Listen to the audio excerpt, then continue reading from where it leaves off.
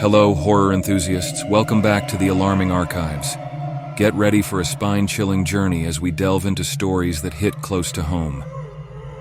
With flood rains and a narrow escape by a colleague in floodwaters that covered his car, I felt obliged to do these stories.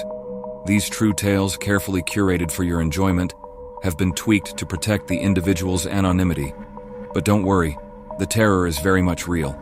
Stick around until the end, as we'll be sharing some life-saving tips that we hope will never come in handy. However, they say half of a battle is knowing exactly what to do. With that being said, let's jump right in.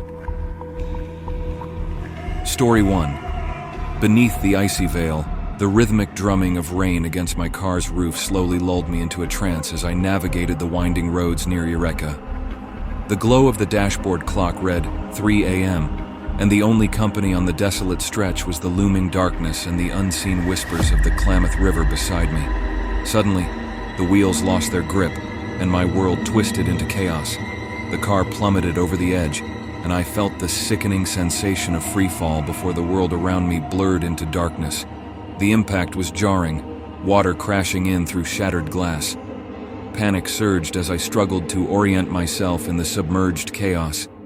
In the cold embrace of the river, time became elusive. The confines of the car felt like a watery coffin, the darkness outside pressing in. With a desperate gasp, I realized the water level had risen. It was up to my shoulders. Panic turned into a haunting awareness of my predicament. I reached for the door handle only to find it unyielding. The eerie silence inside the sinking car was broken only by the distorted echoes of my frantic breaths. The cold water gnawed at my skin, the air heavy with the scent of wet leather and fear. Desperation clawed at me as I scrabbled against the unrelenting pressure, each movement slow and deliberate in the submerged world. As the minutes ticked by, I became acutely aware of the diminishing air supply. The darkness outside seemed impenetrable, a foreboding abyss that mirrored the suffocating despair within. I could feel the seconds slipping away, and a profound sense of isolation settled over me like a shroud. I fumbled for my phone, the screen illuminating the confined space in an eerie glow. The touchpad felt foreign in my trembling hands as I dialed 911. The dispatcher's voice, distant and disembodied, cut through the claustrophobic darkness. They assured me help was on the way, a lifeline in the abyss. For nearly 5 hours I clung to the hope of rescue, my breaths labored and my heartbeat echoing in the confined space. The air pocket in the back seat became my lifeline, a precarious sanctuary in the underwater abyss. The minutes dragged on, each second more suffocating than the last. Just before the abyss claimed me, the car's door was wrenched open. The sudden intrusion of light and the icy touch of air snapped me back to reality. Rescuers peered into the car, their expressions morphing from grim anticipation to disbelief. I was alive. As they pulled me from the watery tomb, I gasped for air, the chill biting into my skin. In the aftermath, they marveled at the rarity of my survival. The odds defied in the face of the frigid, unforgiving river. Released from the grip of the submerged car, I was left haunted by the experience, the river's icy fingers leaving an indelible mark on my psyche.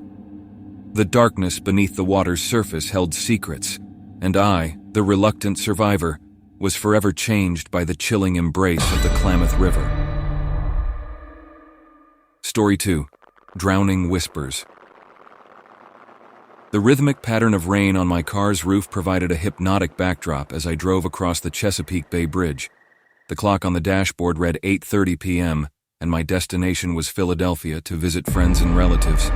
Little did I know the bridge held a terror I could never have anticipated. Glancing in the rearview mirror, my heart leaped into my throat as the blinding headlights of a tractor-trailer hurtled towards me at full speed. The deafening collision, a symphony of metal and chaos, thrust my car into the bridge's barrier. The world outside the windows blurred into a nightmare. My car teetered on the edge for a brief, agonizing moment before gravity claimed its prize. It plunged into the darkness, an involuntary dance with the abyss.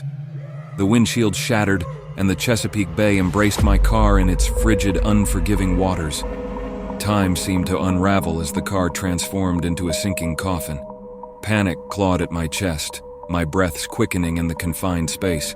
The darkness within was palpable, shadows swirling with malevolence. The car, now a submerged tomb, held me captive in a watery embrace. The water rose relentlessly, the pressure building with each passing second. In the dim light, I struggled against the seatbelt, the murky depths threatening to become my watery grave. The oppressive silence was broken only by the haunting whispers of the submerged world. As the car filled, I groped for the shattered window, fingers slicing through the chilling water. Panic threatened to consume me, but a determined voice within urged me to resist. "You can do this," it echoed, a lifeline in the suffocating darkness. Unbuckling my seatbelt became a desperate bid for survival. The shadows inside seemed to come alive, elusive figures brushing against my skin as I fought against the encroaching despair. The car, a sinking vessel, harbored unseen terrors that reached out with ghostly fingers. With a gasp for air, I breached the surface, gasping for precious oxygen in the black abyss. Sirens wailed in the distance, a haunting reminder that help was close yet agonizingly distant. The emergency services, unaware of my struggle, raced against time as I battled submerged shadows. The surface felt like salvation, a distant dream I reached for with every ounce of strength. But the rescue, the comforting hands of strangers pulling me from the watery abyss, never came. The echoes of my desperate struggle faded into the night, and the Chesapeake Bay Bridge held its secrets, a silent witness to the drowned whispers of a soul lost in the depths.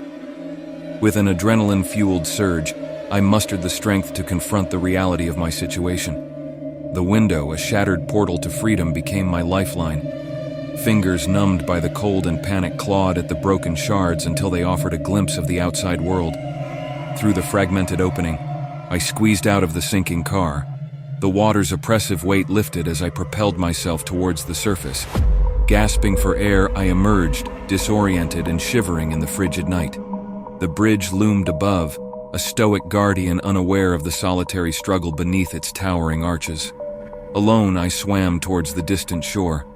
The Chesapeake Bay whispered its secrets, the haunting echoes of submerged shadows lingering as I navigated the black waters. The night enveloped me, and I became both witness and survivor, carrying the chilling remnants of that submerged ordeal into the realm of the living. Hey, thrill seekers! Thanks a bunch for tuning into our spine-chilling tales. We're thrilled to have you on board. If you're hooked on the horror, consider subscribing. It's like opening a portal to the eeriest dimension. Give that like button a haunting tap, and let's summon some scares together. Feeling courageous? Share the fear by hitting that button. It's like passing a creepy note in the dark. And don't be shy in the comments. Share your nightmares and speculations, or just say hi from the shadows. Your engagement is the heartbeat of our spooky sanctuary. So, if you're ready for a journey into the unknown, buckle up, click away, and let's turn these horrific ordeals into a nightmare you'll never forget. Thanks for haunting with us. Story 3. Beneath the Surface's Glow. The day blurred into a chilling nightmare as I slowly regained consciousness. A small crowd encircled me on the canal bank, their faces etched with concern and confusion. Shivers racked my body, a silent reminder of the cold that seemed to penetrate my very bones. The air carried a heavy tension, yet my mind struggled to grasp the reality of the situation.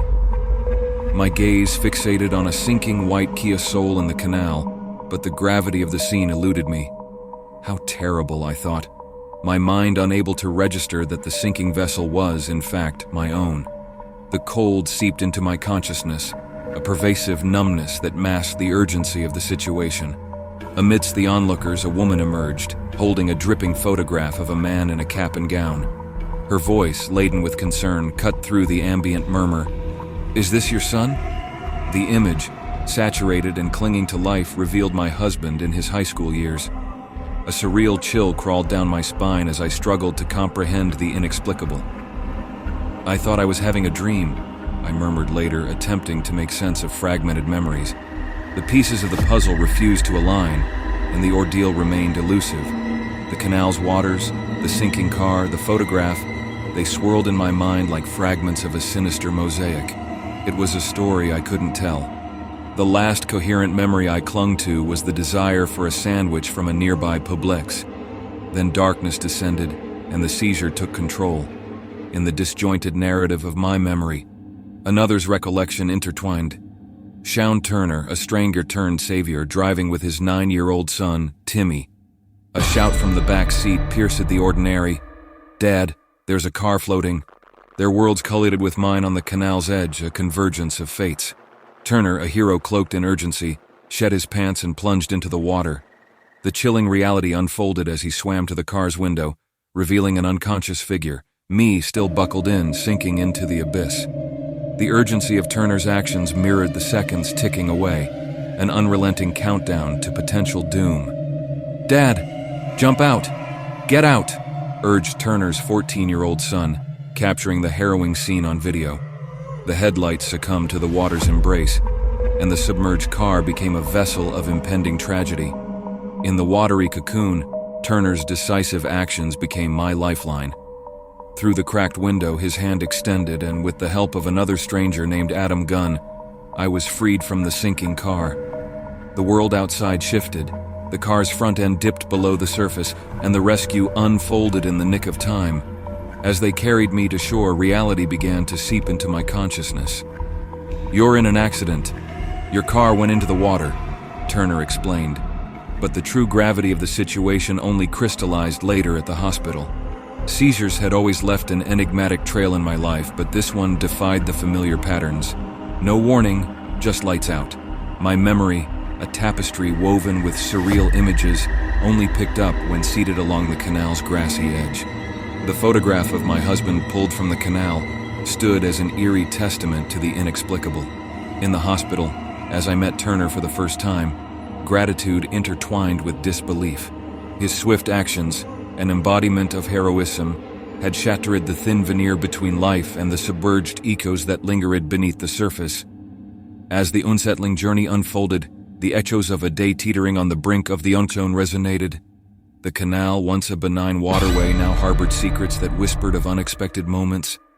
It left me wondering, beneath the surface of our reality, what other enigmatic forces lurk, waiting to surface at the most unexpected moments. Story 4 bonus, title Watery Abyss. The rhythmic patter of rain on the roof echoed the ominous melody of an impending nightmare as I navigated the flooded streets along Marcus Garvey Drive in Jamaica. A tropical storm had unleashed its fury, transforming the familiar thoroughfare into a treacherous waterway. The reports of flooding had underestimated the deluge, and now the water level reached a menacing height, creeping steadily toward the middle of the windshield. The car became an unwilling vessel in the murky waters, its tires struggling against the unseen currents beneath. Panic gripped the air as the vehicle waded through the rising flood. Anxiety gnawed at my chest, and the claustrophobic enclosure of the car felt like a sinking coffin.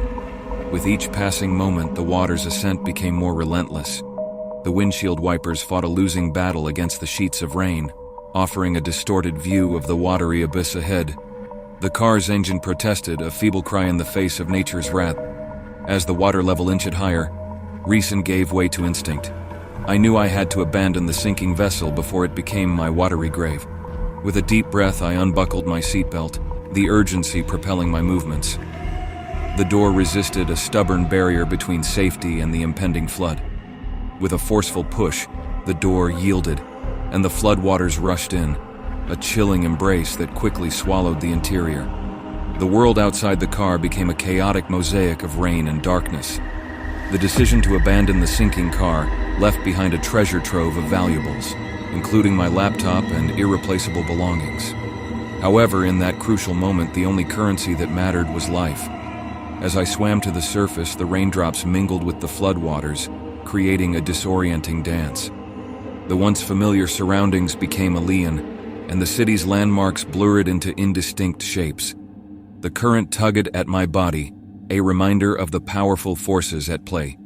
The car, now a solitary island in the submerged city, continued its descent into the watery depths. The laptop, a casualty of the rising flood, rested in silence, its digital existence extinguished. Yet the sacrifice was a small price to pay for the breaths of air I gulped in the midst of the torrent. The streetlights, feeble beacons in the storm, cast long shadows on the water's surface. The relentless rain obscured the distinction between reality and nightmare. Each stroke towards the uncertain shore was a battle against the elements, a fight for survival in a world transformed into a watery abyss. Gasping for breath, I reached the safety of higher ground, my clothes clinging to my waterlogged body. The rain-soaked streets bore witness to the remnants of the ordeal. A deserted car, a laptop resting in the murky depths, and a survivor grappling with the surreal echoes of a flooded nightmare. In the aftermath, as I stood on the rain-soaked streets of Marcus Garvey Drive, the floodwaters whispered tales of resilience and the unpredictable dance between life and the watery abyss.